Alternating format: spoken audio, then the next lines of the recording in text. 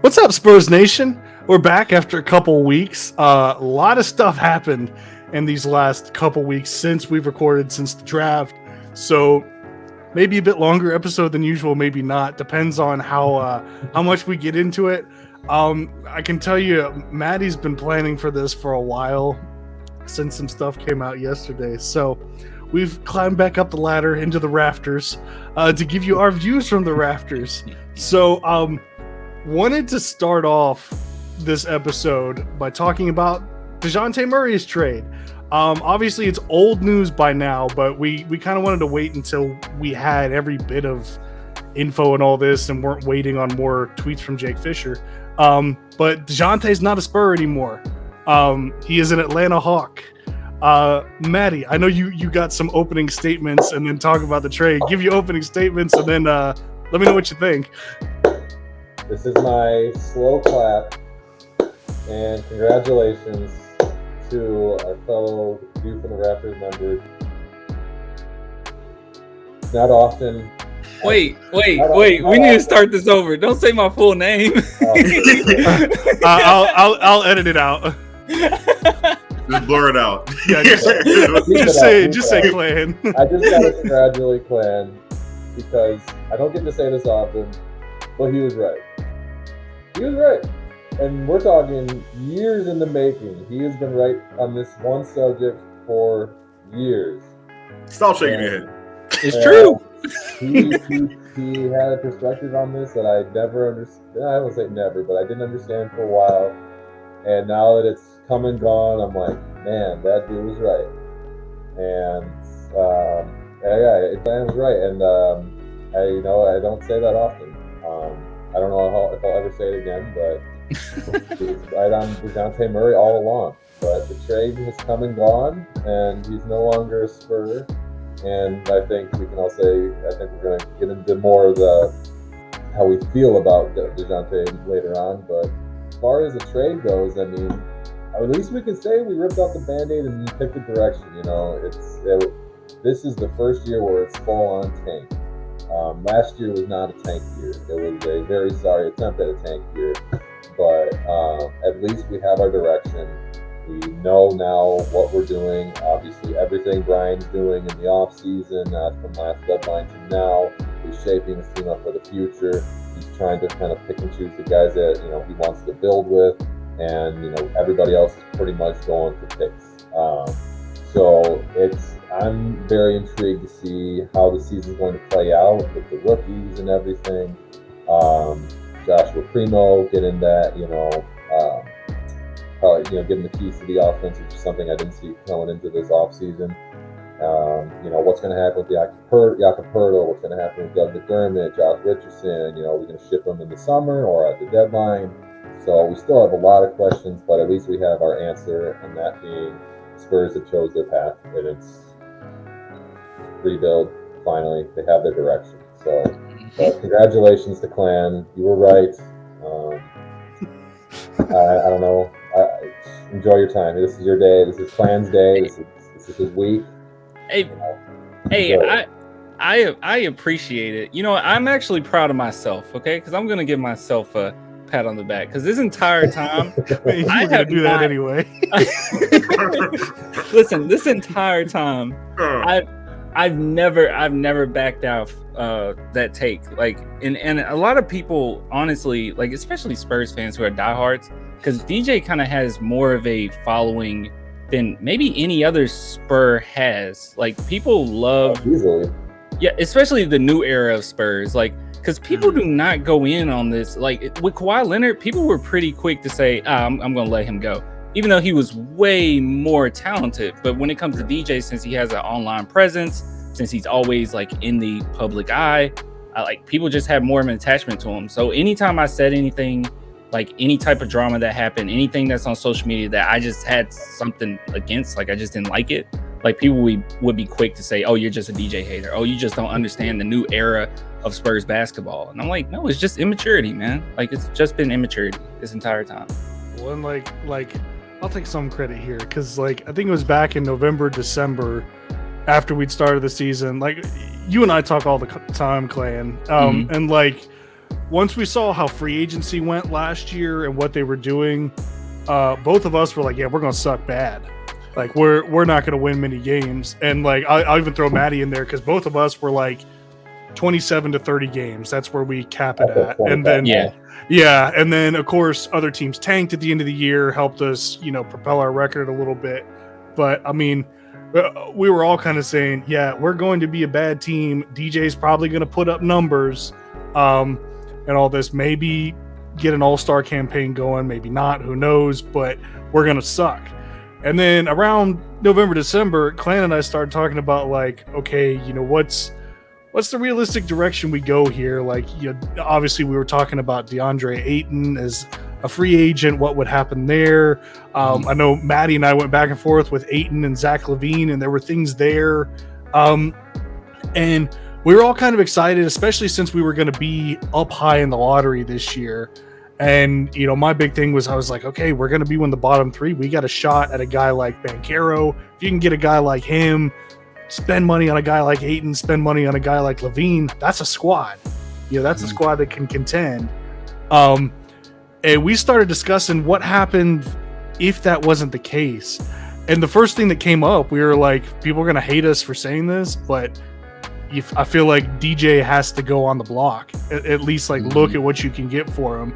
And we started talking about this back then. And then especially after he was named an all-star, we were like, dude, his value is going to be sky high. Like, obviously you want to keep all-stars around, but also like, do you see this guy leading your team in the future? And then once we didn't get our top pick, we got pick 9. Obviously DeAndre Ayton was going to command a bunch of money, and we decided that LaVine wasn't going to come here. They decided to make the move, and it kind of made sense at the time. And for what it's worth, I know I'm rambling here. I'll throw it off to someone in a second. For what it's worth, before we delve too deep into what we got, I actually couldn't believe Atlanta gave us 3 unprotecteds with the 2 firsts and then the pick swap. Like, I don't think a lot of people realize how unheard of it is to get that many unprotected picks in a deal, especially for just like a one-time all-star. So the return on it, while it may not be an immediate help, I think it's a pretty big return that allows us to do what we want to do. But I'll throw it to Impeccable because I know DJ was kind of like, I don't want to say like your boy or anything, but like you were a DJ fan more so than I was. I've never been in love with DJ as a player. I always respected him. I've never been as in hate with DJ as a player as Clan has. But so let me get your perspective. Give me your thoughts going through the trade and what you think of what we got and how it came out. I must admit I am still in mourning. But it's nighttime. It seems as though the Clan has risen again.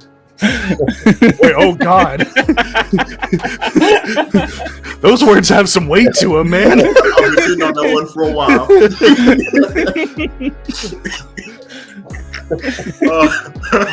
God.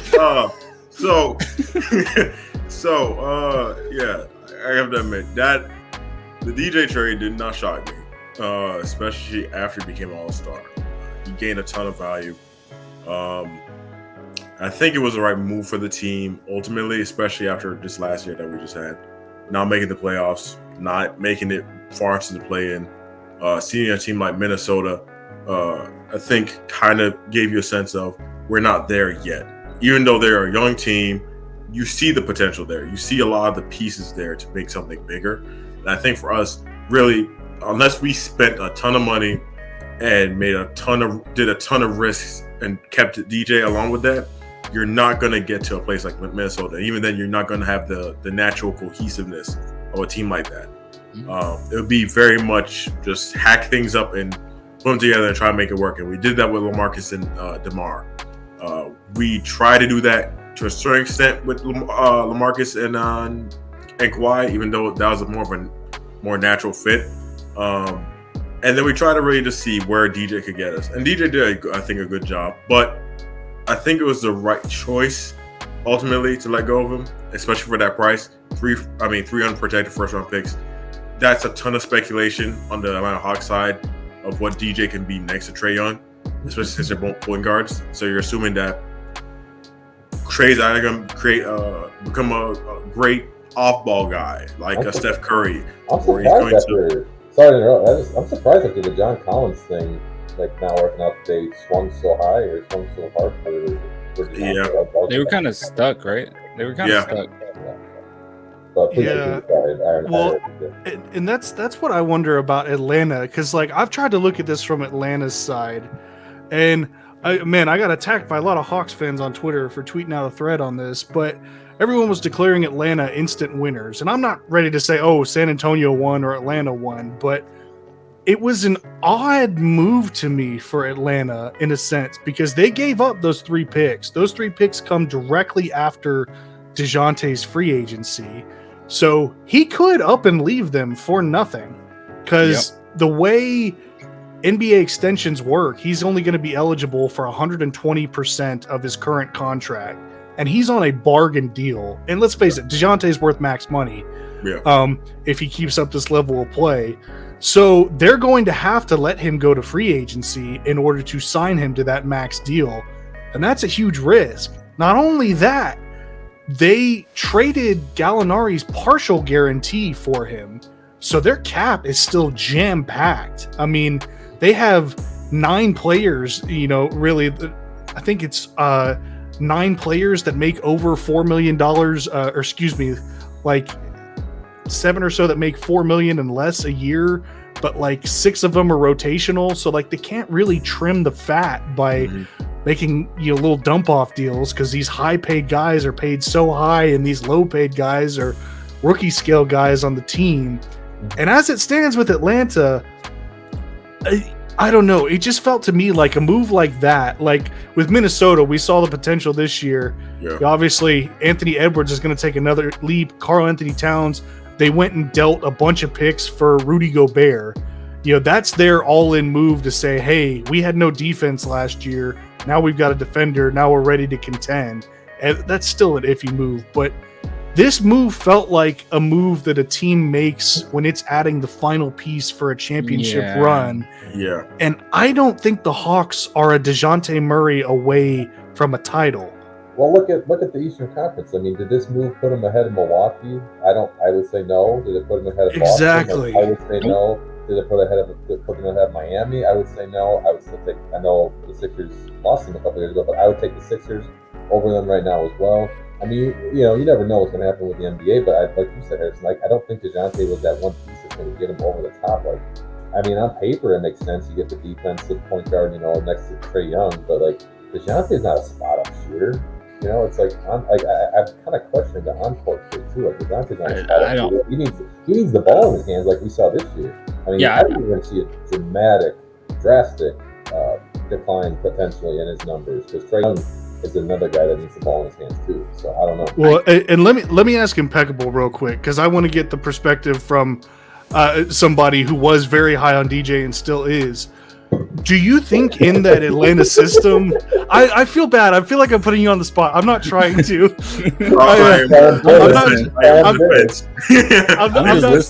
I'm not trying to like belittle Impeccable. Impeccable, how do you feel? I'm like, Impeccable, sweetheart. You're like the father. You should like start patting his head. Yeah, we're like, Clan was right. And how do you feel, Impeccable? I said he rolls again. What do you want me to say? But so without seeing the Hawks play yet, obviously we have no idea what's going to happen. Would you project DJ to be an all-star again? Do you think he's capable of putting up numbers next to Trae and this cast that would get him in there? Because obviously we've seen like the Hawks back in 2015 when they had everybody but Damari Carroll make it, and we can debate whether Kyle Korver was more talented than other guys at the time and stuff like that. Do you see them being good enough to where he could sneak in next to Trae as like a tag team thing like those old Hawks teams, or do you think his numbers are going to take a hit at the expense of more wins for that team? I think the big thing that the Hawks are looking at is the Chicago Bulls experiment from last season. I think you get 2 guys who are very ball dominant. Zach LaVine has a bit of off-ball ability, but he's a scorer. He's He's an ISO scorer. He's a guy who's going to get his own. DeMar's a guy who's going to get his own. We saw Vucevic kind of suffer from their kind of play. So, but the Hawks don't have that problem. The Hawks' biggest problem is they have no on-ball creators except Trae Young. So you bring in Dejounte Murray as an on-ball creator, and you add that next to Trae Young, and you get Trae Young to buy into playing more off-ball. I think they look at the success of Steph Curry being an on-ball, off-ball type of point guard, and they say that we've seen how far we can get with Trae Young as our main option. They made it to the conference finals, I want to say, against who did they make the conference finals? I think it was against the Bucks. The Bucks, right? Yeah, that was the Bucks. They made the conference finals. Last season wasn't their best season. However, they were banged up. I think you look at the success of their brand of basketball. You add in a Dejounte Murray, they could go far. I think they're going to win more games this year for sure. My biggest concern is I don't think DeJounte's going to have the biggest individual season, but I still think he's going to produce well enough that he'll still be in high regard amongst other NBA players. I think he'll still do enough that he'll have the respect that he probably had in San Antonio as a defensive 1-2 guy, combo guard that puts up stats and everything. I think they're willing to bet that he'll be close enough to that all-star version of him that they'll be fine with his decreased production if it means tacking on a few more wins and being a bit more competitive and getting a bit more of an easier matchup and come to playoffs. So for them, I see where it makes sense for them. Does it work or not? That's remains to be seen. We've seen teams kind of run that 2-point guard lineup before. Sometimes it works and sometimes it doesn't, but it really depends on if both guys buy into what that team is asking them to do. You know? Yeah, it's a bargain for sure. At least that's what I took away from gamble, not a bargain. I was gonna say, yeah. I that's what I took because and this is where I got flack. I never said the Hawks are going to fail. I have no idea what they're going to do. You know, they could come out and go 82-0 and shock the world and all that, and I'd eat crow. But I still stand by it's a bargain because if this doesn't work and DJ leaves, God damn it! I did it again. Bargain bin? DJ bargain bin? Yeah, I know. Try going to a gamble bin. Either you pay $1 or you pay 10 million. Crippling debt, or you get an absolute steal. But anyway, okay, why it's a gamble? DJ could leave if this doesn't work, and like I said, they're handicapped with what they're able to do the next 2 years. They're kind of stuck with this. So if that happens, they don't have any picks for the next 3 years, feasibly, because they give up their 2025 one. We can swap their 2026 one. So if it ends up, the top pick in the draft, we get the top pick in the draft, and then the year after, we've got their first round pick, no matter where it is, too. Mm-hmm. So I mean, and yeah, it could succeed, and we end up with just a couple of mid first round picks. But I think what especially Spurs fans don't realize is this trade's not necessarily about those picks. Our most valuable asset out of this trade is our own pick. Exactly. Because, that Hornets pick, everyone's, trash pick, whatever. Who cares? We don't even care if we get that pick this coming year. If that doesn't ever confer, who cares? Our pick should probably be a top 5 pick this next year, and that is the most valuable asset that's come from this trade. I would be shocked if it was not. But wait a minute, winning basketball. Play winning basketball. Yeah. Well, I think some Brian, right? I don't know if he had the power to do this or if it's the owner that wanted to hold. We'll have to fire Pop at the mid-season trade deadline if we're still somehow in contention for the play-in race. Literally only solely because of Pop, which it would be a remarkable feat, but at the same time, it's there is no point on God's green earth to make a play-in this year. We make a trade deadline deal for Pop. Dude, that would be the most Popovich thing ever, getting fired because he can't stop winning. Can you imagine the stories they'd write? Oh my goodness. I want to ask. So this is kind of, I guess we could segue this into our next combo or next topic with Dejounte. So there's kind of this debate going on with everything that Dejounte Murray's been involved with on social media.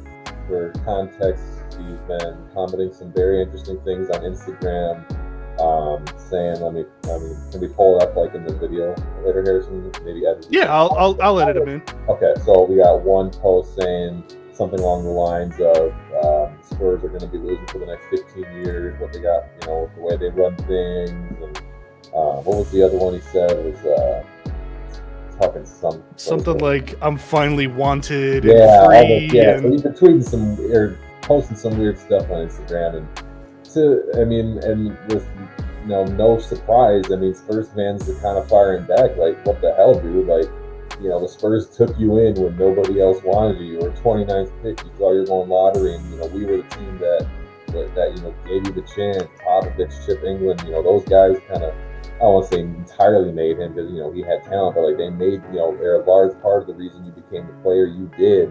The Spurs fan gave you unconditional love, through everything, through your ACL tear. Like most Spurs fans, not except for a few smart ones, through everything, never lost faith in you, and this is how you're kind of repaying them. Like, and I guess I get it. He's not crapping on the entire fan base, just a couple of trolls, but like saying like, oh, you're going to be losing for the next 15 years. Like, but what? Why? Like, what's the point of tweeting that? Like, they're posting that. Sorry, I keep saying tweeting. They're posting that on Instagram. Like, that's so like the levels of immaturity there. It's just so. I guess I'm rambling here. My question is, there's a kind of debate here on Spurs. I'm not on Twitter anymore, but Spurs Twitter, Spurs, social media. Like, are you mad at DJ, or are you like, are you still like, it's whatever, DJ's still our guy? Like, are you kind of, where do you fall on that spectrum? I know where I fall on it. I think it's ridiculous. The thing is, he's always kind of done this, like this is nothing really new as far as the way that he kind of approaches situations. Honestly, like a lot of people are talking about what's happened in the last couple days. I don't even really have to go back years. Like literally when he went to the Atlanta Hawks, I talked about this, and it was not many, but it was a few Spurs fans that did take contention with some of the things that he was saying, even at the Atlanta Hawks press conference. It was really backhanded, a lot of the things. I never felt like he really respected fans. I never thought that he really cared for fans. I do think that he does love Pop. I do genuinely believe that. Over the years, I think that's been pretty consistent. But at the same time, that was a disrespect towards Pop, what he said recently. But honestly, he just never cared for the fans. As soon as he came to San Antonio, he started blocking a bunch of Spurs fan pages, including myself, who didn't do anything. And he did it to a lot of people. Like, you talk to any fan page, they'll say, oh yeah, I got blocked by DJ. Yeah, you got blocked by DJ too? Yeah, I've never tweeted at DJ or tagged him in anything, said anything about him on my San Antonio Spurs Talk Twitter. He blocked me. The instant I said something about the Spurs on my Swiss Shield account, which is mostly just college basketball and general basketball, he blocked me. Yeah. I mean, that's the thing. Yeah, I've never said anything negative about him on Twitter. I know there's some people like that they were on a mission to get blocked and like we're just saying shit to him, and same with like Marco Bellinelli. Like, I was on a mission. Yeah, well, I know you were, but like there are a lot of people on a mission. I got blocked by Marco. I did everything but at him. I never did anything other than like tweets that the Spurs would put out about DJ, and I got blocked. He never cared about fans, and I said this, and a lot of people didn't agree, but I said that. Well, him playing around when all these trade rumors are out, and then it finally comes out that no, you've been talking to Trae Young for weeks. Why were you messing around with fans? Why were you playing with the fans after when you knew you were going to leave? He said that he was talking to Trae Young. I told Trae, hey, I'm going there. Like, I know for a fact, 100%. I talked to the front office. It's good. I'm gone.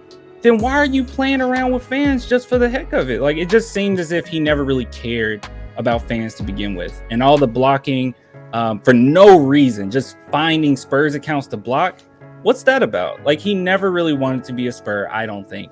a lot of, and I won't just go into everything, but a lot of things that he's shown over the years is he's more about him. And I think that's what it's all about.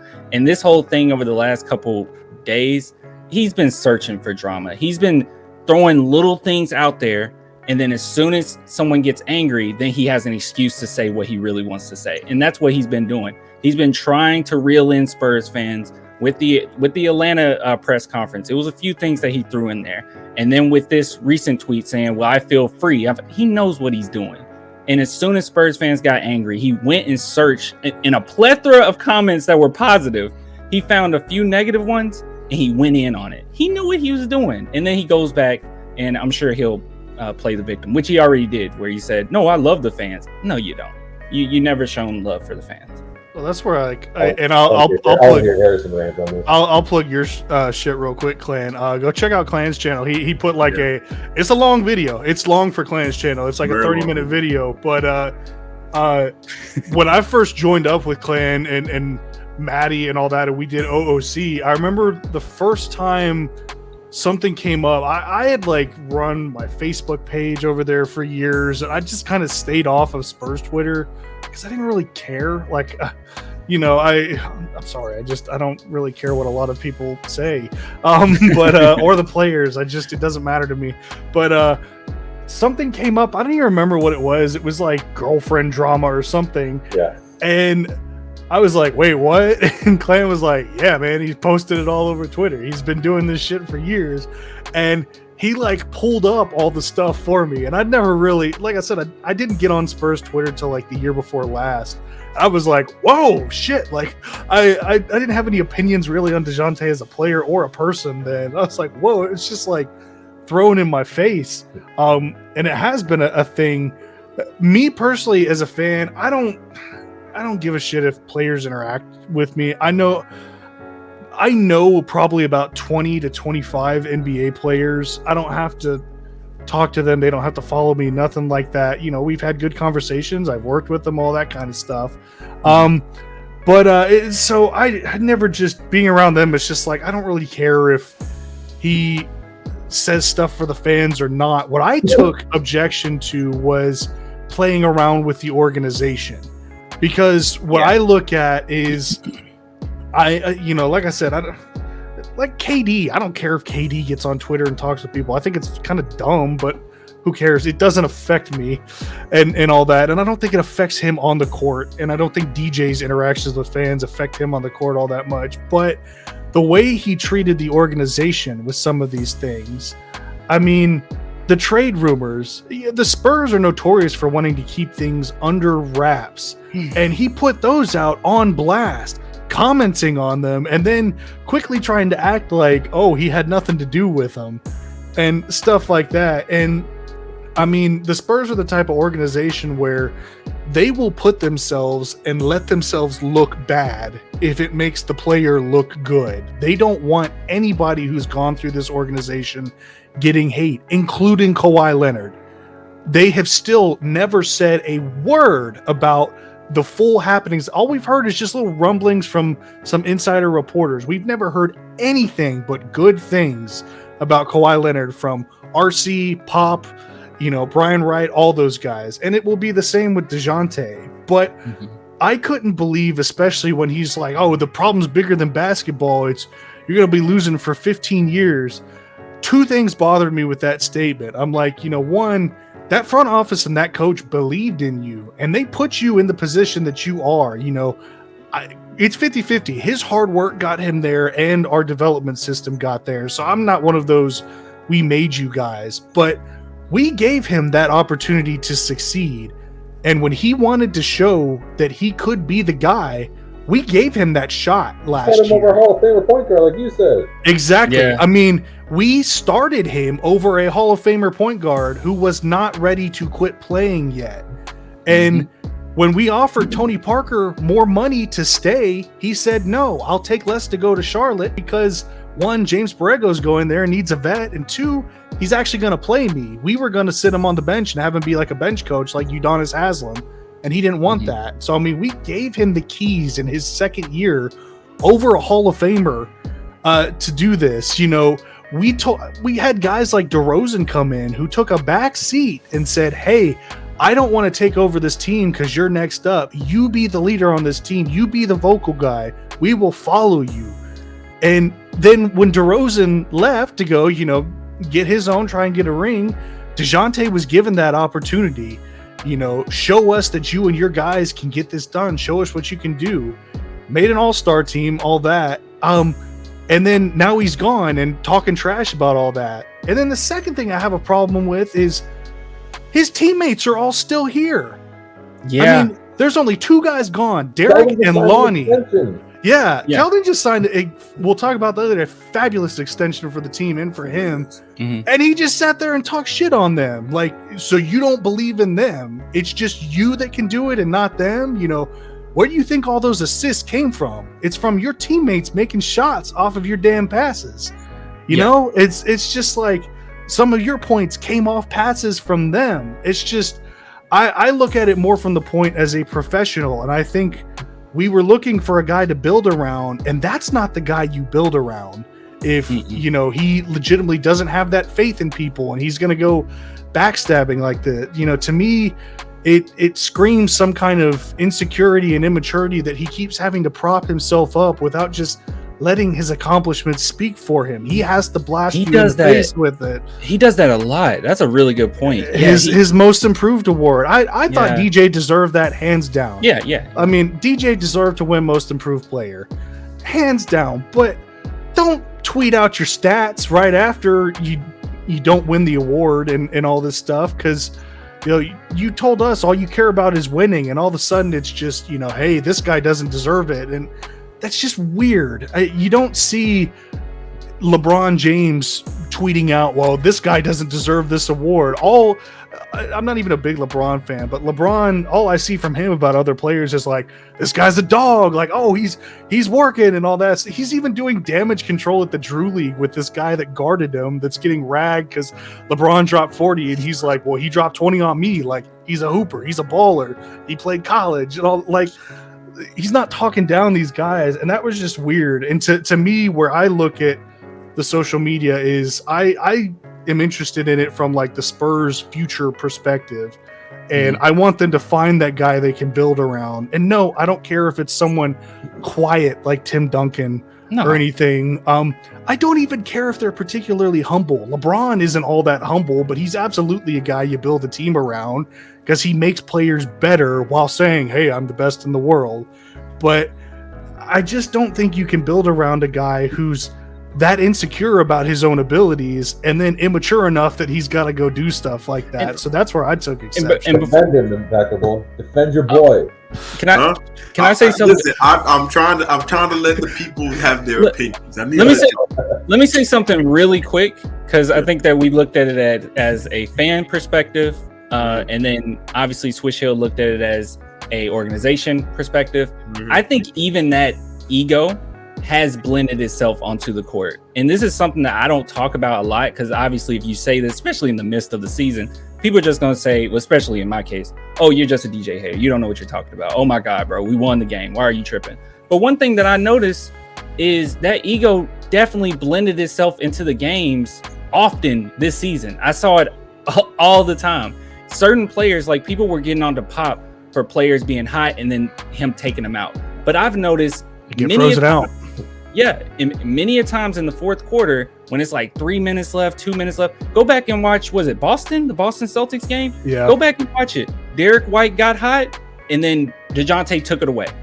And it also happened with Devin Vassell previously, and it happened with Lonnie Walker previously. It was happening all throughout the season, where when he has these good finishes, oftentimes he was taking it away from teammates, even though they were hot, even though they could make those shots. It instead of making the team better in those moments, he kind of took it from them and put it upon himself. But that was something that you weren't really able to talk about. I'm sure people will be open ears to hear it now, but that was something that wasn't really, good to talk about at the moment, because people say, oh, you're just hating. Like, what are you talking about? That's all the time. That's the thing. Clan is an OG hater of DJ. Oh my God. CC. That's my they new to this. You know what I'm saying? My God. He's got tenure. Clan's like the Emperor Palpatine of DJ. Order 66 is just getting rid of DJ. It's true though. But go ahead. I didn't say you were wrong. It's true. So, okay. So it's time for me to run my defense. run my case of defense for DJ. So I'm gonna say this though. You guys are 100% correct. All right. And Can we get that in writing? Yes. You're a legal guy, Impeccable. You know why I wanted that. I am contractually bound to make these statements, but I do say that these reflect my true feelings. Oh my God. Let me just say that. I agree with everything everybody said. I do think that there's a certain level of selfishness. And let me just say this first of all. I am still a fan of DJ. I still like DJ. I still like him as a player. Still enjoy him as a person. But I mean, these things are the truth. And one thing I would appreciate if he just did, stop trying to play the nice guy. Because we can kind of tell it's a mask at this point. Yeah, I understand that you have your things. Oh, DJ? So yes, he's so focused on being perceived as the good guy, as the nice guy, as this rags to riches protagonist of his own story. Whereas that's not a full representation of your character. You've shown this. It's okay. You can be who you are. Your talent is good enough that you can be who you are as a person. Just be honest about it. I think that's where we've all had a problem with him, is he's just so disingenuous at times. And I think if he was genuine, if he genuinely was himself, we would look at somebody just and be like, no, that's just DJ. Instead, we're kind of even going more hard on it because you portray yourself as something that you're not. And then you get mad at people. You get mad at people. I said that, and it's okay. Like, there's people that come from those backgrounds, where they come up, they grow up from nothing. Like, that's just their mentality. Like, they're out for blood. Like, they feel like they always have something to prove, and they want to be the top dog. And that's okay. Like, that's your mentality. Like, that's what makes you on top. That's what puts you on top. That's totally fine. So, like, you want to get pissed when you don't make most MIP, most of your players. Get pissed. You want to get pissed if you don't make the All-Star the other way? Get pissed. But stop with this. Sorry, I keep getting these text messages. But stop with this persona that, like, I'm this, down-to-earth, humble guy, like, that doesn't care, like, blah, blah, blah, and then go off, like, 2 days later when you don't get the Most Improved Player Award, tweeting out your stats like Harrison said. Or when you don't get the All-Star bid initially, and you're like, that's whatever, I don't care about that. Then you get the bid, get the injury replacement nod, and all of a sudden it's like, oh, this is incredible. Like, oh my gosh, I'm just like, this is incredible. Like, I'm so happy, so humble, blah, blah, blah. It's like, dude, stop pretending, like you said it, Impeccable. Stop pretending to be someone you're not. Like, it's okay to be cocky. Like, that's just some people. That's just how they, that's how they motivate themselves. That's okay. Draymond Green does it all the time. And like, people love him. People love him for it. The best example we made comparisons to Russell Westbrook for Dejounte throughout the season. Harrison, not saying that Russell was better at this point in their careers or anything, but like Russell Westbrook, I think it was I don't know if he was in OKC or Houston or something, but he was after the game they lost a tough game, and the reporter asked him about his line. Because I think he was like an assist away from the triple-double. And it was an assist. He was one assist away. And he goes off, he's like, I don't give a fuck about the line. We lost. And then you go back and watch the last 2 minutes of the game, like 5 minutes of the game. This dude is at 9 assists, and it was so really obvious. Like, because he was scoring at will. Yeah, he was chasing. He's so brutally obviously chasing that 10th assist. And so you go back and just like, okay, well, you're contradicting yourself. Because you clearly cared about your line, and I kind of see that in Dejounte. Like, he clearly cares about his stat line. He clearly cares about how he looks for the camera. He clearly cares about what people think of him. And again, like, that's like, it's okay. Like, with the social media and the way that fans are, engaging with the players. Like, it's okay to, have that personality of, a sense of cockiness and that inner dog, like, I want to be the best at everything. Like, that's okay, but don't pretend to be this down-to-earth, humble dude that doesn't give a shit about anything besides winning, because we know that's not true now. So. We know that's not true. I'm not gonna go out of my way and say he's because there are point guards, specifically because point guard is such a glamour position. There are point guards who have been like Dejounte before. You said it with Russell Westbrook. We've had a guy like Stephon Marbury. John Morant's kind of doing it now. I think John Morant's going to be a bit worse because he's already starting a bit crazier and a bit younger. I think John's talent is going to override that to a certain extent, but you already know. You can already but he's like unapologetically. Yeah, exactly. This. And he enjoys it to a certain extent. He gets off on it. He's kind of sorry, not John Morant, Black Jesus. I'm sorry. Black Jesus. Correct. He knows he's not better than MJ when he says it like deep down, but like that's just like that. He knows that's just how he even qualified that. He was like, "Yeah, I have to cook him because that's the mentality you have to have." Like he qualified it with saying yeah, exactly. Yeah, I mean, and that's the thing is that I think Dejounte has Dejounte wants to be who he portrays himself as, and I've noticed this. I'm not going to play armchair psychologist. However, please do. To a certain extent, you can just pick him on how he is. The person that he portrays himself to be is how he wants to be. I genuinely think he wants to be that person. When he snaps off at fans, or he blocks fans, or he blocks people, I think that's his way of controlling negativity so that he doesn't act out of that character. When we saw him respond to those fans, it revealed a lot about what he truly feels, but not what he would publicly say. When he was on, I heard his interview on NBA TV when they were doing the summer league games. He had nothing but good things to say about the Spurs. He said they're a world-class organization. They sent me to where I wanted to go. We knew that we wanted to. They were going to trade me. We had talked about it. They said that they want to go in a different direction than where I was heading because the roster and me didn't match up. So they sent me somewhere where I wanted to go. And they got something out of it. So I mean, it was very cordial on both sides. He was fairly respectful in the interview. So when I saw comments the other day, I was like, okay, I don't doubt that what you said in that interview, but at the same time, you were never going to say these things. You were never going to publicly say these things unless somebody threw it out of you. I did interpret some of the things that you said the same way. The one thing I wasn't sure about was when the 15 y'all aren't gonna win for the next 15 years comment. I did read that as a lack of faith in the guys that he played with. To a certain extent, from a player perspective, I can understand why he may have felt that way. He should never say it, but I can understand. You look at down the stretch when he got sick during the stretch of season, there wasn't much there. If he wasn't really, if he didn't have the high hand, there wasn't much there from a lot of other guys on the team. There was about 2 or 3 names that you could look at and be like, well, hopefully they do something. As far as winning games, if that was the big goal for the season, if winning games was the big goal of the season, besides Dejounte, there was only like 3 or 4 other names that you could mention and say, well, these guys are going to help us win games. So if that's an indictment that you want to publicly say on your teammates, I disagree with doing it publicly. But if that's how you feel, okay. I also thought of it in the way of like, is he talking about it from a organization goal standpoint?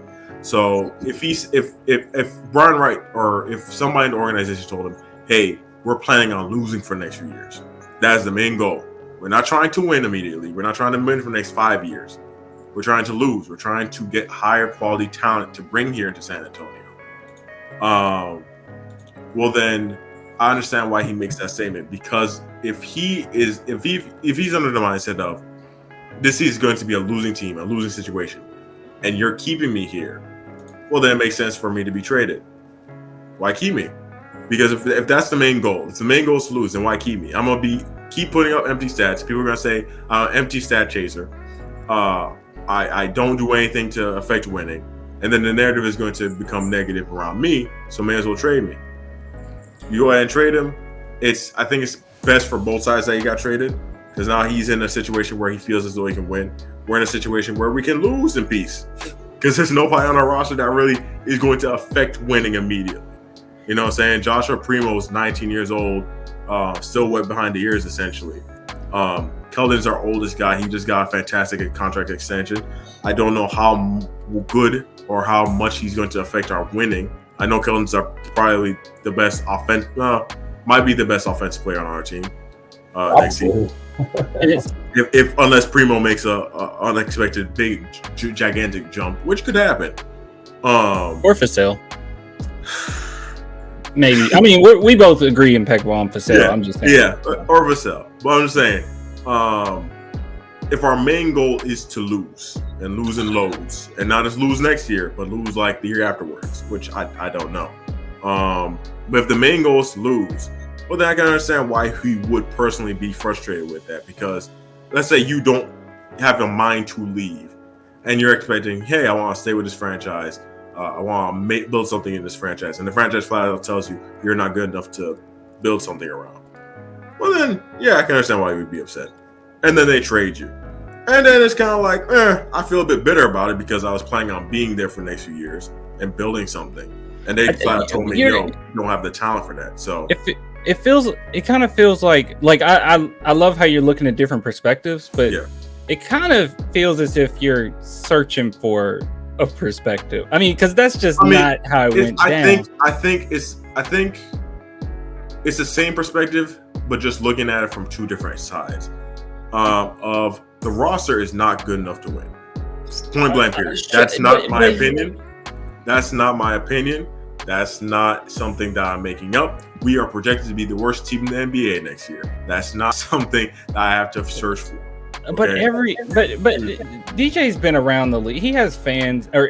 He has friends in different teams that that went through rebuild phase. He knows what a rebuild is. Like, yeah, but he's 26. Yeah, I'll say this in your defense, Clan. Like, I think the biggest offense I took from this is Keldon Johnson.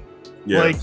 Like I'm pulling like stats here because that's my bread and butter. But like he basically shat on the development of his teammates with that statement, and I'm like, Keldon Johnson is more developed at this stage in his career than you were at that stage in your career. I understand having because our team sucks. We're not going to win, and I understand him wanting to get out and all that. But that's fine. To me, these guys are developing faster than he did at points, and he's out here talking shit. And if I'm gonna look at, let's say here, I'm gonna compare Devin Vassell to Dejounte at this point in his career. By the end of his second season, Dejounte averaged 7 points and 4 rebounds, over his entire career. Devin's career averages are at 9 and 4 now. So, I mean, he's a better player than Dejounte was at that point. Dejounte, after 3 seasons for his career, averaged 8, 5, and 3. Keldon, after 3 seasons, his career averages are 14, 6, and 2. They are developing. And I'll say this. I haven't even been the biggest believer in guys like Keldon Johnson and Devin Vassell. No, me neither. I don't know if they're going to be future all-stars like everyone says, but I've been pretty happy with how they're developing and improving. I mean, it's been 3 years for Keldon, 2 for Devin, and they've developed quicker than Dejounte ever did. And that's where I took issue. I was like, dude, you of all people should know you had this patience with you to develop because you were raw, and now you're shitting on guys because they're not up to speed fast enough for you. I understand wanting to win, but don't take out your friends just because they're not quite at your level yet. Can I say something really quick? No. Just never mind. I was the one talking, so Impeccable. She's gonna be right. Guy, so I had to be the douche. No, just to add on to what you said about the Keldon Johnson, I'm not going on like a tangent, but the Keldon Johnson, I think that it's fair to just take from it that he's talking about his teammates, or he's talking about Keldon Johnson, or at least it's a knock on Keldon Johnson, because even the statement that he said, the way the system's set up, you're going to be losing for the next 15 years. He's responding to a comment that mentioned Keldon. The comment says, good luck getting to the second round. At least we got the picks and we're building around Keldon. And then he said, the way the system's set up, you're going to be losing for the next 15 years. I think it's safe to assume, or at least make that assumption. I mean, the way I took that, now I could be wrong. I think you're 100% be right. I mean, I think I'm taking a more optimistic organizational attack thought process on this entire thing. I think he was attacking the organization as far as not Pop, not the players, but certain members of the organization that have created it. I think so too. I still have a problem with that though, because they took a chance on him. Let me just say this. I agree. I think the ideology is they're sending me off, and they're gonna send them off too. They're not gonna keep those guys. Okay, you're just making. No, legit. On, man. I'm assuming when he says 15 years, yo, how long do you think Keldon Johnson is gonna be there? When you say something like 15 years, Yeah, I legit think he needs. He tweeted they're gonna tank till they get the quality guys. Now he's standing up for his teammates with this. The day after Keldon signed that extension, that's why I'm like, come on. They were just practicing with each other, so I would assume it ain't that bad. Impeccable. You just reframed that whole thing into something positive. Like, no, he's really standing up for his teammates. Like, what? Hey, what? I ain't never said it was positive. He murdered the guy, but the guy bullied someone in 6th grade. Exactly. He deserved what he was coming to. Come on, man. I don't. It boils down to this. And by the way, I went to the Breaking Bad school of filmography or whatever because now I'm filming in Mexico. Yeah, I was about to say, what country you go to? I'm not happy, but it boils down to this. Dejounte is mad because we didn't want to build around him. Because the reality is, Dejounte is not a franchise center. Like, no. And it's kind of funny, the guys that we're building around Keldon, because like everyone and their mother that knows the Spurs knows that we're not building around Keldon Johnson. Like, I love Keldon. Like, and I guess we could segue this into the next topic too, because like we got that new contract for him. And you know, Harrison, like we've kind of debated Keldon to an extent. Like I was high on him from the start. I'm not saying you weren't like saying he's a bust or anything, but I was kind of more like he's got the all-star potential. You're kind of like I think he's more of a basic role player. I think what this contract shows is that he's kind of going to be in that gray area where he's not going to be quite at that all-star level. I think it's a similar situation to DJ where he could put up all-star numbers if you give him that opportunity, but like you're going to see the same shit you saw this past year. Prove a contract. Exactly, at the detriment of the team. So like, it's funny because Clan and I were actually like, dude, what if Keldon does become an all-star this season? Because like he'll probably be the leading scorer, go-to guy. I know Impeccable said it's gonna be like bad porn. Like we made that comparison numerous amount of times. That is exactly what we. I will say this though, I am very happy that Keldon signed the extension because he's the one Fiesta jersey I bought 2 years ago when it first came out. So at least I know that one's safe for another couple of years. I almost bought a DJ one. I almost bought a Derek White one, so I'm kind of holding off and then jersey purchases. One, because I don't have money, but two, because I don't know who the hell's going to be on this team. Yeah, I think if I end up buying a classic jersey this year, I have to go with Keldon, just because I'm confident he's probably going to be here for probably a decade plus. I think with that contract, I mean, like when you posted that, it's like. So here's the details. So it's 4 years, $74 million, with $1.5 million in bonuses for each season to reach that possible $80 million. So his salary declines in value, so 20 in year 1, 19 in year 2, 17.5 in year 3, 17.5 in year 4. That's the huge thing. It's a depreciative contract, and that's like with Keldon. I was never like, oh my god, he's going to be an all-star, but I still think he's a great fit for any team. He could ask for more after the season he had. Yeah, like, exactly. With the way teams are throwing money at certain guys, like he could have easily gotten more money than he got. So, he's been our fastest developed talent since Kawhi Leonard. Yeah. I mean, easily. And even then, I think he's come along scoring wise quicker than Kawhi has because of his 3-point ability and just being thrust into that role. But like, what I was thinking is like, with that depreciative contract in 3 years, in his third year of that contract, he's going to get paid $17 million, which is what we paid DJ last year. Dude, the cap is about to explode whenever they come up with this new collective bargaining agreement. That contract is going to be insanely low come that time. Like, I don't know how they did it. And I think that's a phenomenal deal because, like, I mean, Derek White's getting paid, $18, $19, $20 million a year to be kind of the sixth man in Boston. And this is a guy we're kind of expecting to lead the team in scoring this next year. And that's what you're paying them? Like, man, I'll celebrate that all day. I'm so happy he has faith in us to come back and that we had faith enough to get the damn deal done and get him locked in. Celebrate the small victories because we're not going to get a lot of victories. It's the off-court victories. We got to celebrate those.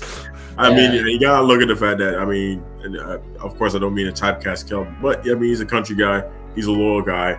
I don't think he's really even thinking about it as in even he's looking at it from a money perspective, but I think he really does buy into the culture and the entire ideology of the Spurs. I think he's bought in from day one. Out of any guy that we've drafted, I think he's bought in the most, the fastest. So him taking this type of contract is clearly a bill of faith that he believes in the team. He believes in the organization. He's a Spur. Honestly, we need I don't. that right now, man. I don't know if he'll be a star. I never thought that Keldon would be a star. As far as like when people say, "Oh, can he be an all-star?" To me, it's like, yeah, he can be an all-star, but it doesn't mean a ton for me. I mean, most all-stars are stars or really good players, but for the most part, I mean, I don't really care. I mean, there's role players that have made it, to be an all-star. I think that that's what he'll be, like more so a role player, but a really good essential piece going forward, especially if we find our guy either in this season or next season through the next draft. I think that he's perfect because he has the type of playing style that I think even when he gets older, he will fit no matter where he goes. Just like Kyle Anderson, I think they have different roles, but you know what I'm saying. Like any generation, he works. And that's what this year is all about: is finding out, who's going to be a part of who's going to be the pillars. I thought it was this year, and I was wrong. But it's trying to figure out, who's going to be the pillars going forward. And, not going to be the main guy, obviously, but like, who's going to be the, like look at the Phoenix Suns. Obviously there were, the Devin Booker was the guy, and CP3, are kind of like the 1-2 punch. At least for the past few years they had that. We'll see what happens now. But you look like Mikal Bridges, Cameron Johnson, to an extent DeAndre Ayton.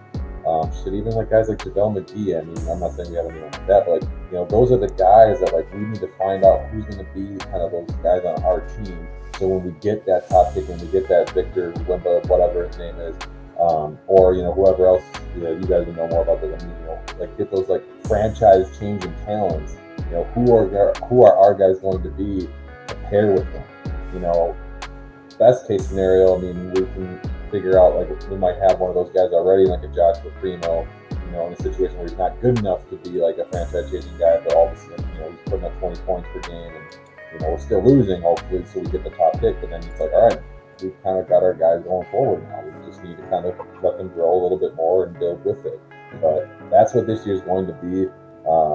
I still think, I think Jakob's still going to be gone. I mean, I think it's probably more of a deadline deal, kind of similar to what we've done like with Derek White last year, where we can get him to a contender. I mean, that's a first-round pick. I mean, Jakob's contract and his value, that's a first-round pick right there.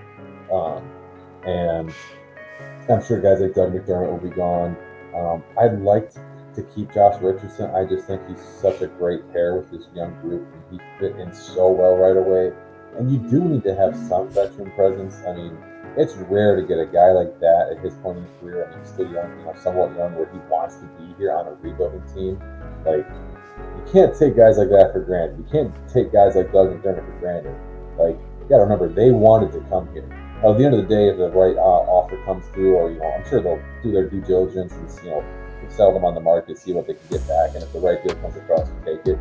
But at the same time, like, the fact that we're getting these guys here that they want to be here and they want to stay here even through a rebuild, it's like, don't take that for granted. I mean, I would hope they would keep one of Doug or Josh. I would hope they keep Josh, but I imagine Josh is going to get you back more anyway. So I wouldn't be surprised if they ship both of them. So yeah. Well, and that's why I was so happy with the Keldon extension, because I think Keldon's one of those guys, like Clan said, that can just fit with anybody. Mm-hmm. So, like, it doesn't matter if we get a shooting guard or a point guard or a small forward or center or even another power forward, like Keldon can play next to them. And to some extent, Keldon led them to a championship in 5 years. All right. Okay, I want to ask you guys this, because I feel like barring some major moves, like we end up finding a deal for Jakob or someone, like I feel like our roster is pretty set going into this new season. I mean, it's the bottom 2 roster in the league, so. But starting lineup, I think we talked about this last time, but now that that was before Dejounte got traded, so now that we know he's gone. I mean, are we looking at like a Josh Primo, Devin Vassell, Keldon Johnson, Doug McDermott, Jakob Poeltl lineup, or what are we thinking? Dejounte, Scott Richardson, Zach Collins off the bench. As it's for me personally, as it stands right now, I wouldn't be surprised if that's the lineup initially. But I'm seeing Primo, Vassell, Keldon, Sohan, and Jakob. But I mean, I don't know. It's kind of weird because I don't like that lineup, and I think Jakob probably needs to be moved pretty soon. And I think McDermott needs to be moved pretty soon, and Josh Richardson should be moved pretty soon. So I don't know, but I mean, my assumption is what you said. McDermott probably starts. Well, and Pop, he starting five doesn't really mean anything to him. He'll throw out the most bizarre starting five out there, and half the guys in it only play 10 minutes in the game. True. And so for all we know, it could be Trey, Devin, Keldon, McDermott, and Jakob or something like that. But then 5 minutes in, Trey comes out, Primo goes in, gets more minutes, and Jay Rich comes in, Sohan comes in for McDermott, plays a lot of minutes. So that's where I never really look at starting lineups until towards the end of the season. That seems like when we have more consistent ones. And based on how we did it this past season, I mean, we had Dejounte, Primo, Vassell, Keldon, and Jakob. So he went very youth centric with that one. So I wouldn't be surprised to see Primo, Branham, Vassell, or Primo, Vassell, Keldon, Sohan, and Collins or Jakob or Jang, someone like that. Or even go small. What about Jang? Yeah, it's weird because he was on the team, then he was in Atlanta for a season, now he's back. Yeah. But hey, I'll take him. That's a good vet to have around. I'll tell you what, man. Branham. Malaki. Dude, watching that West Summer League game, I don't know. He is nice. I don't know. We'll see. He got some dog in him. He also has in my opinion, I'm huge on Josh Primo, but I think Malaki is probably, just making an assumption, going to be the best shooter. I mean, that release is super fast. I know I watched some film of his before the season or before the draft, because I was obviously talking to you guys about him and stuff. But I don't know. It seems like his shot sped up, but I might just be wrong. But man, that is a fast shot. Yeah, he lets it off quick. It's a very clean, simple jump shot that you can hit off the dribble, pull up. Yeah, it's a type of form that's not going to change no matter what you're really doing with your body, because it's just above the chest. I mean, everything about it is just very worker hard. Well, that's the case for keeping Jakob till deadline. Is Jakob's one of the better pick and roll bigs in the league. He needs a and Branham was one of the best pick and roll players in college. Primo last year showed a bit of ability to get by guys. He's also fantastic in the pick and roll. And then Wesley needs the pick and roll. So does Trey Young. So you're looking at four guys who could, use it moderately. Not that they're entirely reliant on it, but it'd be good to have somebody who could set good screens for these guys to develop. And I don't think Jakob setting screens is going to win us any more games just by come on. Yeah, well, listen, that's free buckets, and buckets equal wins. It does, but it's also not going to fix the other end where we're worried about defense. And I was in favor of trading Dejounte, but we did just lose our lead perimeter defender and all that. So I mean, there's going to be a lot of I foresee this offense being a lot more motion centric, kind of like it was in 2013, 2014, where I expect Primo to start at the end, but Primo is a scoring guard. He's not one of those guys that's going to sit there and run a pick and roll every play and then slash and dump or slash and kick. We saw that in the summer league. They're working on him trying to move the ball out of half court sets.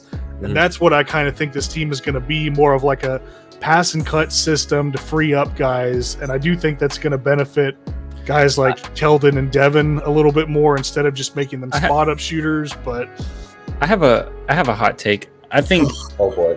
I think another one. You got right one time. This team. Okay, this team is going to be bad. Obviously, okay, we all know that they're going to be bad. Hopefully. Yeah, right. That's a hopefully, if they aren't bad, that's still a good thing because we sit back and more than likely that meant that we got our guy. Like someone showed up.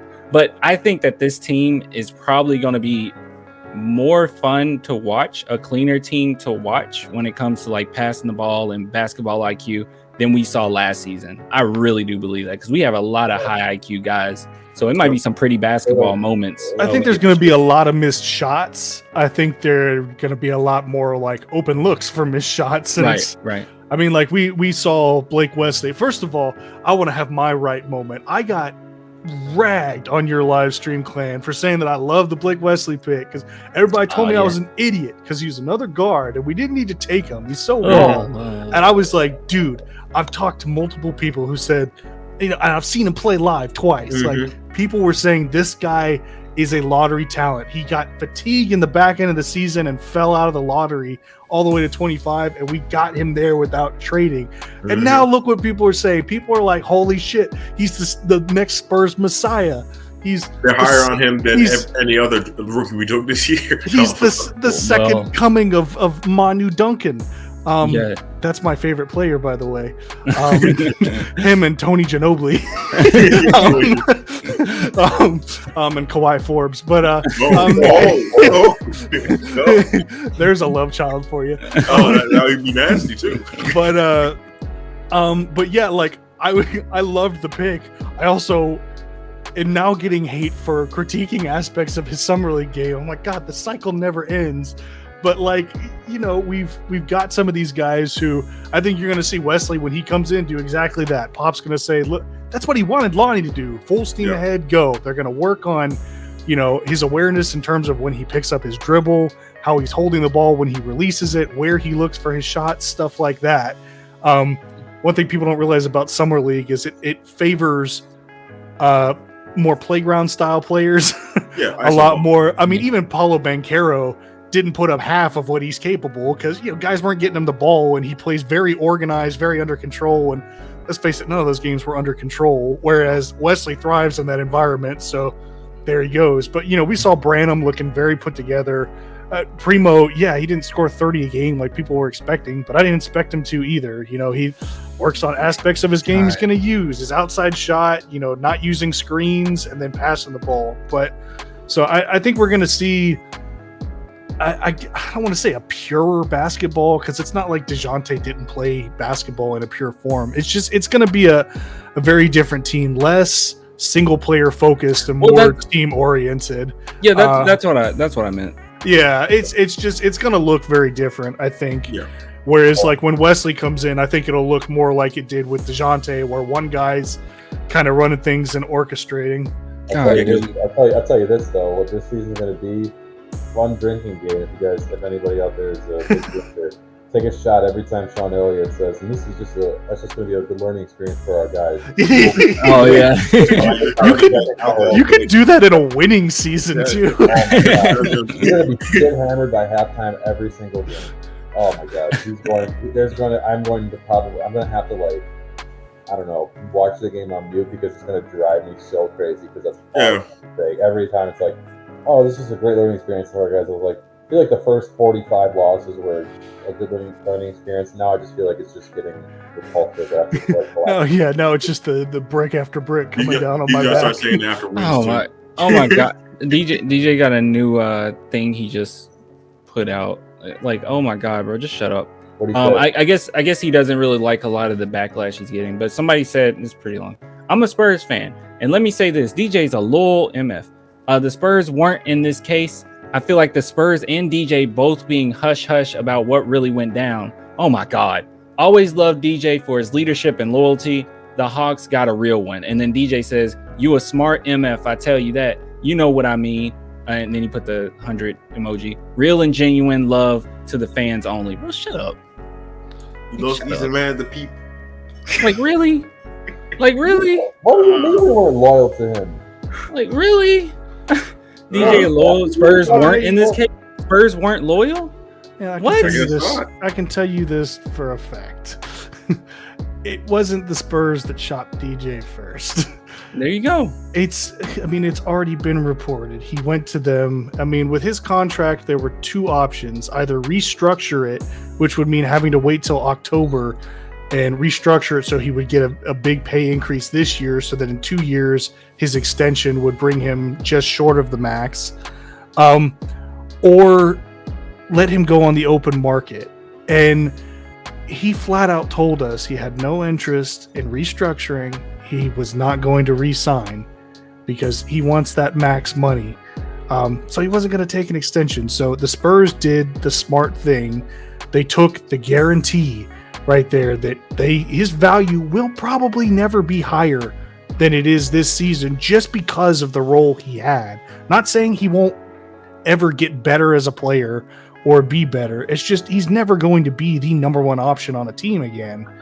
And they ran with it. And I don't think in 2 years you're going to be able to get 3 picks unprotected for DJ in a trade. Like I just don't see that happening. So I mean, if you want to talk loyalty, I mean, I think, and this is what it's getting blown out of proportion. He wanted to get paid what he's worth, and he wanted to win. We did not want to build around him, and we wanted to be able to pay guys who can help us win in the future. It's a mutual thing. I don't understand why he has to make it this like thing now. That's what bothers me. I'm like, dude, we parted on good terms. Just let bygones be bygones and move on. But it keeps coming back up. And what does it mean, real and genuine love? It was always going to be a thing once you trade. And I didn't think it was going to inevitable eventually, unless like we had that level of talent. It was always going to be a thing with him, though. He was always going to be one of those things. He plays his social media personality. Like, he has that social media personality. He does it through. I mean, I won't just harp on it because obviously I did a whole video on it, but he does it with everything, dude. He even does it with his interpersonal relationships, which he'll put out a whole paragraph that has contradictory things within that paragraph. Like he'll say like when he did with the girl, the Jania girl, where he said, oh, I treated her like a queen, but she wants to be on the street right now. Like, so, it's summer, so she need to go outside. Like, what are you talking about? And then we'll go outside. It's hot. Don't do that. He was talking about the weather, Clan. Yeah, he was outside. How dare you make such she was assumptions? literally digging 6-foot holes in the backyard looking for gold to support his child. And he was like, "Come inside and get some water." And she was like, "No, it's summertime. I got to be out here in these streets." This man sacrifices. It's ridiculous. But even in this comment, bro, real and genuine love to the fans. It's just all BS. It's smokes and like I don't care what he says. Well, and like I'll say this: I'm not a Dejounte fan anymore. He doesn't play for the Spurs. True. Go have a career. I'm not going to root against him, but I'm not a Derek White fan anymore either. Yeah. He was my favorite player on the team. He's not a Spur anymore. I don't care. I want to be ranting about that too. Like, and he's like, I'm not mad if you you want them to succeed, but like, my God, these people are like actively like rooting for these other. I'm like these new teams. Like they're like Celtics fans all of a sudden, and Atlanta Hawks fans. I'm like, are you a Spurs fan or a Celtics fan? Are you a Spurs fan or are you a Hawks fan? I want the guys to do well, but Jesus Christ, I'm not watching the Bulls every night to see how DeMar DeRozan's doing. When he comes on, plays the Spurs, I'll give him a stand. Can I say something? It depends on what it is. Damn it again. The guy said I'm a Spurs fan, but let me say this: DJ is a loyal mother effer, right? Like, when has DJ shown ultimate loyalty? When he re-signed the contract after an trade? Like when did he show loyalty? When he had the injury and he re-signed with us with a deal that he wasn't going to get anywhere else? Where's the loyalty? What's what are bugging you me? talking about? We keep hearing about loyalty. He just requested a trade to go play with Trey Young. Years ago, I don't want to run. I want to be here forever. I don't want to run from the grind. I want to be a part of that. I want to be here. And look at you now. Listen, he was loyalty. He was loyal. Wait. He was loyal to the bands, and that's it. That's what he was. That's what he should have been. No. What does that mean? What do you mean loyal to the fans? How are you? No, bands. Bands. The money. Bands. The Bands. Money. Yeah. I heard bands. My bad. Yeah, because this whole thing, he was loyal. When did he show loyalty? Like when I think about Tim Duncan and we say Tim Duncan is loyal, I think about the money that he could have had somewhere else, but he took a pay cut or whatever. Like I think about that. Like what are we talking about when we say he's loyal? Because he said he is. Like what are you talking about? Should have been loyal to the soil, like his girlfriend out there digging in the soil. Come on, man. So some people just thrive off drama, and they need drama to feel relevant. I mean, look, I'll take the drama because we thrive off of it with this channel, but like, so I guess thank you in a way, but like, I don't know. I got a problem with all the people like, I'll forever be watching and forever wish you well. I'm like, no, the fuck you won't. You're gonna forget about him just like you did Derek White, just like you did Bryn Forbes and all that. You're gonna be focused on this. You'll be okay. Yourself on Bryn Forbes, all right. Let's bring him back and get another second round pick. Now he went to Minnesota. Endless cycle. The only way in which I think you can be a loyal fan to DJ is if, I don't know, and there's just not, and of course, no offense to anybody, but there's just not that many like pure basketball fans, even within the contingent of like organization fans. Mm-hmm. So, I mean, unless you're like checking for guys that you really care about, like even like the biggest Derek White fans are not watching every Celtics game to see how he's doing, or DeMar fans from when he was here, they're not watching Chicago Bulls games even when they're on TV. So unless you're specifically going out and really making and searching out for Hawks games and then just reminiscing about, man, I remember when he used to do that on our team, then, I mean, there's no real point to even talking about your fandom of the player. Like just say, okay, you still like the player and just let it be. Like Derek White has a big game in the playoffs for the Celtics and they're like, oh, that's our boy Derek. Like, what the fuck is not? He's not our boy. He's gone. Like he was? Blue, you're my boy. Yeah, right. Yeah, you're my boy, dude. Like, when you get dumped by your girl or your guy, like, are you sitting there like 2 months later, like, oh, you go, babe, you go have sex with that hooker? Yeah, you go. Like, yeah, I've done that. Y'all don't do that. Just I cheered him off from outside the window. Just expose myself. Yeah, we both done that. I just call up Clan and I talk to him when I lay on my belly with my feet in the air.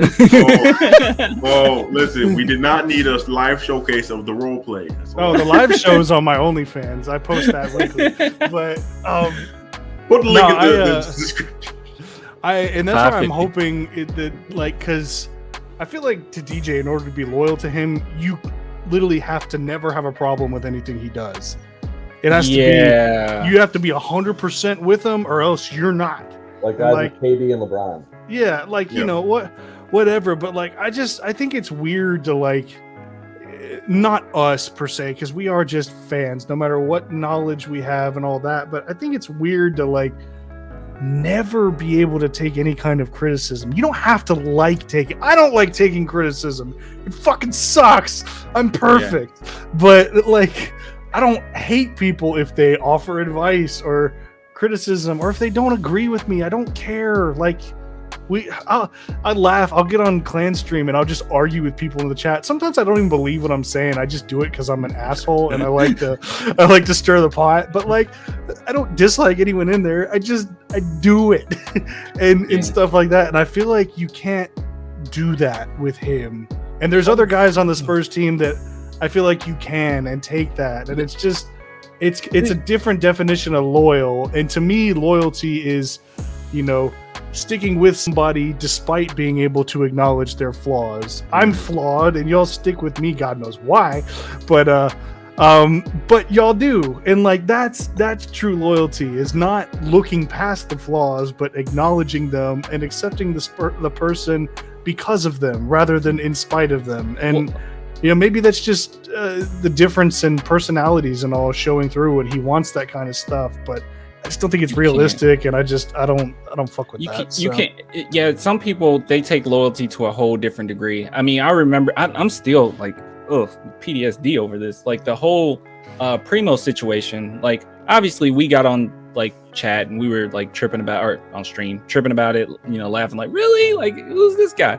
But with him doing it, went back and was like, no, that was absolutely wrong. Him doing that, like he shouldn't have done that. But there were so many people come to the defense and just saying, no, you're just hating. No, look, he's just talking for the people. It's like, bro, he can't talk for us right now in this situation. I got hate for saying facts about DJ. That's all. Like, I'm not even a DJ hater. Like I said, half the time I didn't feel one way or another about him. I just wanted to see the Spurs win. But like, I think I said he was like our third best player in the bubble, which is true. Oh yeah, if you look back, Derek White was our best player, and then Keldon, and then DeRozan was the closer there. DJ, I mean, Derek White was averaging like 19 and a half a game. DJ was averaging like 12 in there. That guy after that going yeah, we were like hyped, and then he got hurt. But like, I remember I said that, and you would have thought that I had like accused him of murder. You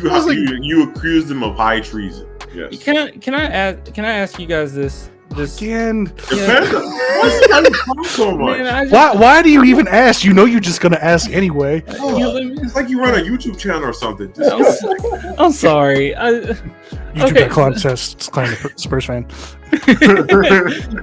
It's okay. The whole $2 thing on Patreon. the thing Go would subscribe. The thing with DJ is like, okay, you guys kind of made me forget what I was gonna say. Okay,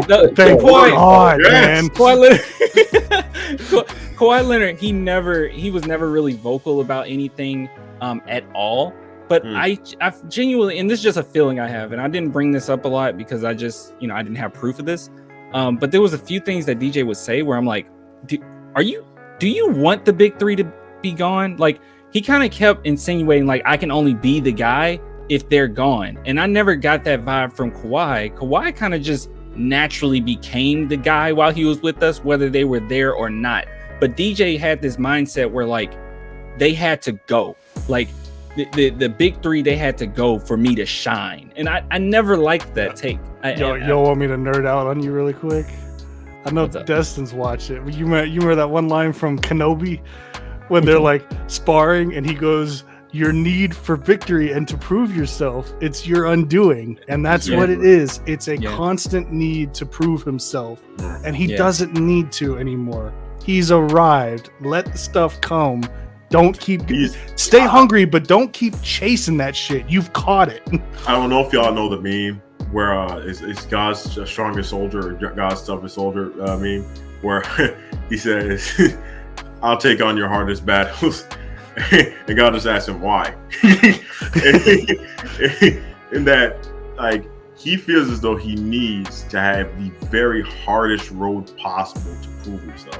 He feels that there must be nobody else that he can shoulder everything on his own and he can get somewhere. But then he wants to complain about him not having enough to do anything. Yeah, exactly. You know what that shows though? When guys like him and then like KD, who's always going back and forth with like literally accounts that have like 2 followers on Twitter, like, you know what that shows?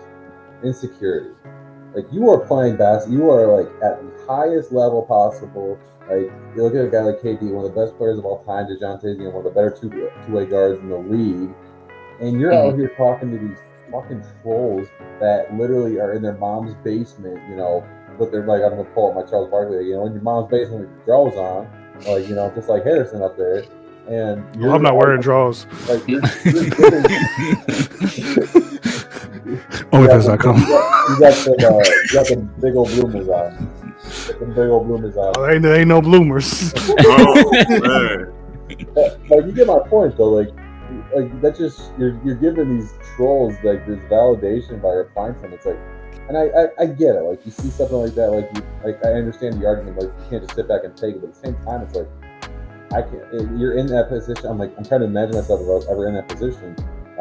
Like, why would you even acknowledge those guys? Like, you're so far ahead of them. Like, you're so far above them.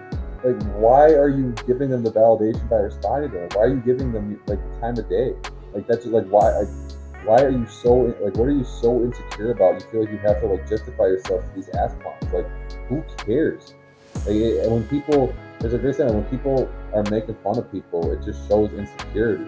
And it's kind of the same shit here. Like DJ, like, he feels like he's like insecure about something, and so he's trying to like validate, what he's feeling. He's trying to validate like his decisions and the ways and the choices he's making, like trying to talk to these trolls and respond to them. It's you're never gonna see these people ever. Like that's why I stopped doing. That's why I hopped off Twitter. That's why I stopped doing Spurs Twitter stuff, because I'm like, I'm literally never going to meet any of you in public. Like I don't. Why do I care? Like it's I don't. Like it's just. I think when it comes to DJ, it's like what Impeccable said. Like he's kind of constantly battling between who he wants to be and who he actually is. Yeah, that look. It was just like, damn right. I mean, that's a good take. That's a really good take. No, it's the same thing. Like I'm not that way. I don't need Twitter to feel validated. I realize I do better if I'm spending more time reading my book on how to live life with a very large penis, and yeah. I'm not insecure at all. Oh yeah, so how'd you like that? Last month. It's riveting read. Yeah, chapter 69 is my favorite one. I don't know. I think they kind of cocked it up there, but on that note, y'all got any parting words before we finally dip down from our perches here? I'm super excited for this upcoming season. I think this season's going to be great. I think we're going to see like certain glimpses of like really good Spurs basketball, surprisingly. I think this development stage is going to be a lot of fun. Even though we're losing, we're going to see enough to sit back and say, wow, there's some things here. I wouldn't be surprised if Malaki Branham has a few game winners in here somewhere. Mm-hmm. But yeah, I'm really high on this season. Game winners? Yeah, man. Maybe buzzer. I'll say buzzer beaters. Yeah. You don't think so? Game winners? I think so. Well, they'll probably go to like Keldon. I mean, a few is like 5, and we're figuring on like 20 wins. Oh, true. Well, I think about 3. It's going to be a lot of clutch plays. I'll say that. Yeah. He's gonna have a solid rookie year. I will say I'm not necessarily looking forward to this season because I love winning and I hate losing, and we're gonna do a lot of losing and not a lot of winning. But I do see the bigger picture. I understand what stage we're at in the franchise and the rebuild. So I'll go off what Destin said. I'm excited to kind of see guys like Joshua Primo, couple of the rookies. Hopefully they'll get some minutes. So I'm excited to see what they can do, as far as some guys like Doug McDermott, Jakob Poeltl, what we're going to get for them. Yeah. I mean, if what I'm really looking forward to is already next year's lottery. I mean, shit, I'm as soon as they get that date, I'm circling it on the calendar, June, whatever. And that's the day I'm going to have a countdown on my phone, because that's the season. That's the season. That's the day that every Spurs fan should have to go on the calendar, because that is what's going to shape this franchise for the years to come. So that's what I'm looking forward to. Yeah. I basically same exact sentiment. You look at like the top, what could be the top 5. Of course, you don't know who's going to be in the top 5 this year, but just really looking at that number 1 overall pick and knowing that it's something that your team's actually going for this year.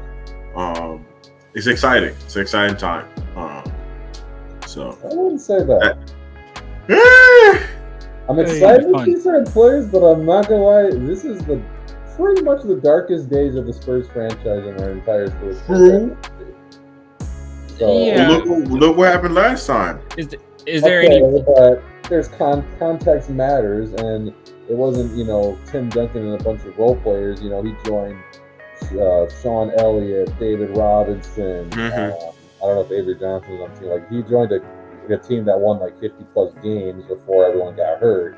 Yep. So it'd be one thing if we're adding, a lottery pick to a team that has Kawhi Leonard and, LaMarcus Aldridge years ago in his prime, and Tim Duncan, whatever. They were just hurt. That's a whole nother. Maddie, I truly do believe this. You're going to become a really big Josh Primo fan. I was just about to say that is you presuming that the new age Messiah.